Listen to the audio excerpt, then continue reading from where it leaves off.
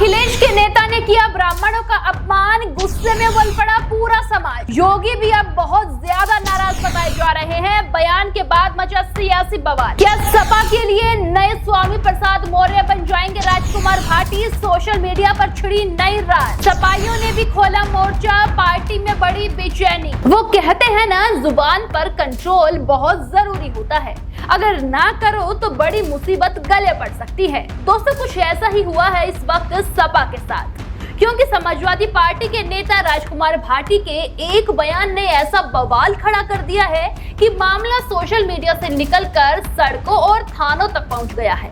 अब सबसे बड़ा सवाल यही उठ रहा है कि क्या सपा के भीतर एक और बड़ा विवाद जन्म ले रहा है, और क्या राजकुमार भाटी पार्टी के लिए वही चुनौती बन सकते हैं जो कभी स्वामी प्रसाद मौर्य बने थे? क्योंकि जो खबरें सामने आ रही हैं उससे ब्राह्मण समाज काफी आहत है। क्या कुछ हुआ है, क्या अपडेट है, क्या अब हो रहा है, चलिए सब जानते हैं विस्तार से। दरअसल एक कार्यक्रम के दौरान राजकुमार भाटी का एक वीडियो सामने आया जिसमें ब्राह्मण समाज को लेकर कही गई एक टिप्पणी को लेकर बड़ा विवाद शुरू हो गया। आपको बता दें, वीडियो वायरल हुआ और फिर राजनीतिक प्रतिक्रियाओं की बाढ़ आ गई। विरोध सिर्फ विपक्ष ने नहीं किया, बल्कि समाजवादी पार्टी के भीतर से भी आवाजें उठने लगी। पार्टी के ब्राह्मण चेहरे संतोष पांडे और पवन पांडे ने खुलकर नाराजगी जाहिर की। यहाँ तक कहा गया कि इस तरह के बयान पार्टी को नुकसान पहुंचा सकते हैं। कुछ नेताओं ने उनकी तुलना स्वामी प्रसाद मौर्य की शैली से भी कर दी। यानी अब सवाल सिर्फ बयान का नहीं, बल्कि पार्टी के भीतर पैदा होती नई खींचतान का भी है।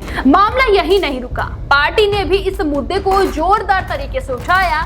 उप मुख्यमंत्री ब्रजेश पाठक ने बयान पर कड़ी प्रतिक्रिया दी और कहा कि इस तरह की बातें समाज की भावनाओं को चोट पहुंचाती है। उन्होंने अखिलेश यादव से भी सवाल पूछा कि क्या ये बयान पार्टी की सोच को दिखाता है या फिर नहीं। साथ ही कार्रवाई की मांग भी उठी। तो दूसरी तरफ कांग्रेस ने भी इस बयान की आलोचना की। यानी मामला अब सिर्फ एक पार्टी तक सीमित नहीं रहा, बल्कि बड़ा राजनीतिक मुद्दा बन गया। तो दूसरी तरफ विवाद बढ़ता देख राजकुमार भाटी सामने आए और उन्होंने माफी भी मांगी। उन्होंने कहा कि उनकी बातों को काटकर अलग तरीके से दिखाया गया है, लेकिन तब तक मामला काफी आगे बढ़ चुका था। खबरों की माने तो उनके खिलाफ कई जगह शिकायतें दर्ज है। नोएडा और गाजियाबाद में मुकदमे दर्ज होने की जानकारी सामने आई है और पुलिस ने संबंधित धाराओं में कार्रवाई शुरू भी कर दी। दोस्तों, सोशल मीडिया पर भी इस पूरे विवाद को लेकर बहस तेज हो गई है। कोई माफी को पर्याप्त बता रहा है तो कोई सख्त कार्रवाई की मांग कर रहा है। अब बात उस पहलू की करते हैं जिसने इस विवाद को और भी बड़ा बना दिया है। दरअसल उत्तर प्रदेश की राजनीति में ब्राह्मण वोट बैंक हमेशा महत्वपूर्ण माना जाता है कि प्रदेश में ब्राह्मण वोटरों की हिस्सेदारी करीब 10 से 12% के बीच है और लगभग 100 से ज्यादा विधानसभा सीटों पर उनका प्रभाव बताया जाता है। यही वजह है कि चुनाव आते ही लगभग हर बड़ी पार्टी ब्राह्मण समाज को साधने की कोशिश करती हुई दिखाई देती है। समाजवादी पार्टी भी पिछले कुछ सालों से ब्राह्मण चेहरे को आगे लाने की रणनीति पर काम करती हुई दिखाई दे रही है।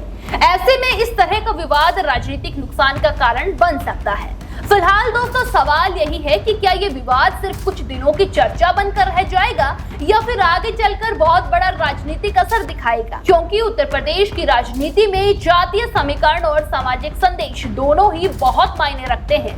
अब नजर अखिलेश यादव के अगले कदम पर है, क्योंकि चुनावी राजनीति में कई बार एक बयान सिर्फ बयान नहीं होता, वो पूरा गणित बदल देता है।